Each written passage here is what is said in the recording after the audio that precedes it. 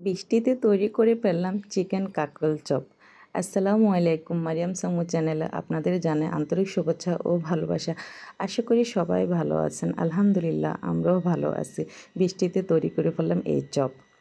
তো এই চপ তৈরি করার জন্য আমি এখানে আগে থেকে গরম পানি দিয়েছি, সেখানে আমি একটা আলু দিয়েছি। যেহেতু কাঁকরোল যখন আমরা দেব, এটা 2 মিনিটে কাঁকরোলটা আমাদের সিদ্ধ হয়ে যায়। সেক্ষেত্রে আমি আলুটা আগে থেকেই সিদ্ধ করে নিচ্ছি, যাতে কাঁকরোল আর আলু আমি একসাথে নামাতে পারি। তো এখন এভাবে আমি 2-3 মিনিট আমি কাঁকরোলটাকে সুন্দর করে সিদ্ধ করে নেব।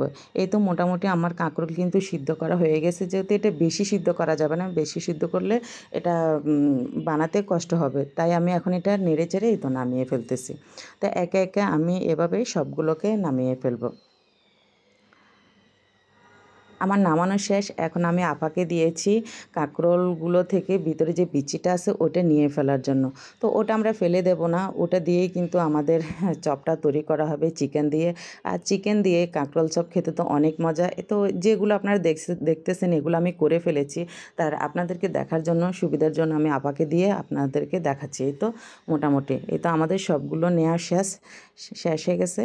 এখন চপ বানানোর জন্য যে জিনিসগুলো লাগবে, এখানে আমি চিকেন নিয়েছি, ধনিয়া পাতা নিয়েছি, আলু নিয়েছি, কাঁকরোলের ভিতরে যে বিচিগুলো দেখেছেন ও বিচিটা ফেলে বিচির উপরের খোসাটাই আমি নিয়েছি, মরিচের গুঁড়া নিয়েছি, হলুদের গুঁড়া নিয়েছি, গরম মশলা নিয়েছি, স্বাদ মতো লবণ নিয়েছি। এখন আমি এগুলোকে একসাথে মেখে ফেলবো। তা পরে আমার আর কোনো কষ্ট করা লাগবে না, সেই জন্য আমি একসাথে আপনাদেরকেও দেখাচ্ছি, প্লাস আমিও এগুলোকে ভালো করে মেখে নেব। তো ওই তো একটা বিচিও কিন্তু রেখে নিই, বিচিগুলো ফেলে দিয়েছি। তো আপনারা বিচি রাখলে রাখতে পারেন, তবে বিচি না রাখলে বেশি ভালো হয়। তো এই তো চিকেনগুলোকে দেখেন আমি কতটা মানে একদম ক্রিস্পি করে ছোটো ছোটো করে নিয়েছি। তো এখন একসাথে এগুলোকে মেখে নিচ্ছি ভালো করে। তো খুব ভালো করে কিন্তু আমাদের এগুলো মাখতে হবে, যাতে সব কিছুর সাথে মিহি হয়ে যায়। এই তো একে একে আমি সবগুলোকে মেখে নিচ্ছি। তো আমার মোটামুটি কিন্তু মাখা শেষ। এখন আমি দেখুন কত সুন্দর করে মেখে নিয়েছি। তো এখন আমি এইটাকে চুলায় দিয়ে দেব। চুলায় তেলের মধ্যে কিছুই লাগবে না, জাস্ট তেল গরম করে এটাকে কী করব, ভালো করে ভেজে নেব। তো এই পর্যায়ে এখন আমি দিয়ে দিচ্ছি পেঁয়াজ। পেঁয়াজটা একটু হালকা বাদামি কালার করে নেব। বেশি পেঁয়াজ লাগবে না এখানে, অল্প একটু পেঁয়াজ দিলে চলে। তো এখন আমি এটাকে একটু হালকা ভেজে নেব। ভেজে নেওয়ার পর এখানে আমাদের অন্য আর কোনো কিছু ইউজ করা লাগবে না, যেহেতু যখন আমি খামিটা করেছিলাম তখন কিন্তু তার মধ্যে আমি সব উপকরণই দিয়েছি, আপনারা দেখতেছেন। তো আলাদা করে কিন্তু আমার কোনো উপকরণ দেওয়া লাগবে না। জাস্ট আমি যে উপকরণগুলো মেখেছি সেগুলো এখন আমি এই পেঁয়াজের মধ্যে দিয়ে দেব।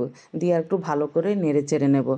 এই এটা আপনারা কাঁচাও করতে পারেন। আমি কাঁচাটা এই জন্য করব না, যেহেতু অনেকগুলো চপ আর একসাথে এত চপ খাওয়া যাবে না।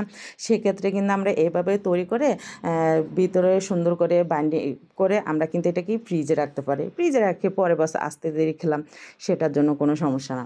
তো এই জন্য কিন্তু আমাদের চুলার মধ্যে এই জিনিসটা আগে থেকে একটু ভালো করে ভেজে নিলে আর সমস্যাটা হবে না। এই তো আমার কিন্তু মোটামুটি সুন্দরভাবে কিন্তু আমার চপের খামিগুলো হয়ে গেছে। এখন আমি এগুলোকে উঠিয়ে নেব। একে একে আমি সবগুলোকে উঠিয়ে নেব এভাবে। তো আমার উঠানো শেষ।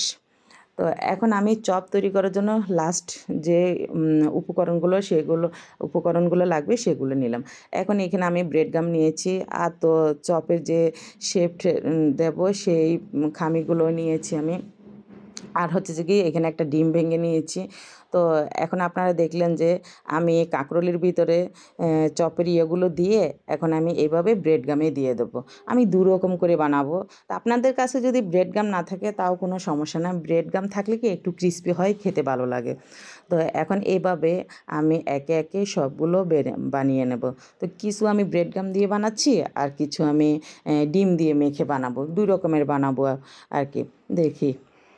আচ্ছা এই তো আমার কিন্তু মোটামুটি আমি আরেকটা সুবিধার জন্য আপনাদেরকে দেখাচ্ছি। এই তো দেখুন আমি এইভাবে করে অর্ধেক আমি এই ব্রেড গাম দিয়ে বানিয়ে নেব। তার এই দেখুন এখন এগুলো আমি এমনি বানাচ্ছি, পরে আমি যখন তেলে ভাজবো তখন কিন্তু আমি আর ডিম দিয়ে তখন মাখবো, এখন আর মাখবো না। এখন এভাবে করে আমি সবগুলো বানিয়ে নেব। তো আমার সবগুলো বানানো শেষ। প্রিয় আপু এবং ভাইয়ারা দেখেন এগুলো দেখতে কত লোভনীয় লাগতেছে এবং কত ইয়াম্মি লাগতেছে। আর ভাজার পর তো খেতে আরও অনেক ভালো লাগবে। তো দেখুন আমার চপটা কিন্তু অনেক সুন্দর লাগতেছে। আমি কিন্তু অনেক আপুদের ভিডিও দেখেছি এবং আমি দেখেছি আমার আপুরা এত সুন্দর করে চপগুলো বানায়, খেতে মনে হয় খুবই ভালো লাগবে। সেজন্য চিন্তা করলাম যে আমি বাকি থাকবো কেন, আমি এরকম করে একটু চপ বানিয়ে খেয়ে বানিয়ে ফেলি। তো আসলে এটা কিন্তু আসলে এতটাই মজা হয় আমি ভাবতেও পারিনি। যেহেতু আমি পরে বয়েস দিচ্ছি, এটা আসলে খেতে খুবই মজার হয়। গরম ভাতের সাথে তো কোনো তুলনায় নেই। এক কথায় বলব অন্য কোনো কিছু কিন্তু এখানে লাগবে না। এই কাঁকরোলের চপটা যদি থাকে তা আমাদের অন্য কোনো কিছু লাগে না। তো আবার গরম ভাত ছাড়া কেন, আমরা সস দিয়েও কিন্তু এটা খুব ভালোভাবে পরিবেশন করতে পারি এবং বিকেলে নাস্তা হিসেবেও কিন্তু আমরা এটা খেতে পারি। ঠিক আছে? বানিয়ে যদি আমরা ফ্রিজে রেখে দিই। এতে আমি কিন্তু অনেকগুলো বানিয়েছি। এতগুলো কিন্তু আমি ভাজবো না। যেহেতু আমার বাসায় সদস্য খুবই কম, সেক্ষেত্রে আমি ৪-৫টা ভাজবো। বাকি সবগুলো আমি ফ্রোজিং করে রেখে দেবো। তো ফ্রোজিংটা কি একটা বক্সে আপনারা এটা অনেকে জানেন, বক্সে রেখে দিবেন। তো যখন হালকা, হালকা শক্ত হবে তখন ঢাকনা দিয়ে বাস রেখে দিবেন। পরে বা আমরা কিন্তু ভেজে নিতে পারি। তো এভাবে কিন্তু আমি একে, একে কিন্তু সবগুলো দিয়ে দিচ্ছি। তো আমার একটু দিতে কষ্ট হচ্ছে যেহেতু আমার এক হাতে ক্যামেরা, সেজন্য আপনাদেরকেও দেখাতে আমার কষ্ট হচ্ছে। এই তো আমার কিন্তু মোটামুটি কাঁকরোলগুলো ভাজা শেষ। এখন আমি একে, একে সবগুলোকে উঠিয়ে নেব। এই তো দেখুন আপুরা কত সুন্দর এবং কত ক্রিস্পি হয়েছে, দেখতে তো অনেক লোভনীয়। যাই হোক আমার কিন্তু ভাজা শেষ, এখন আমি সার্ভ করে নিলাম। এই তো দেখুন, আশা করি আপনারাও এভাবে একবার হলেও চেষ্টা করবেন এভাবে বানিয়ে খেতে। তো আজকের মতো এটুকুই। সবাই ভালো থাকবেন, সুস্থ থাকবেন। আল্লাহ হাফেজ, বাই বাই, টাটা। পরবর্তী নতুন একটা ভিডিও নিয়ে আপনাদের সামনে হাজির হব।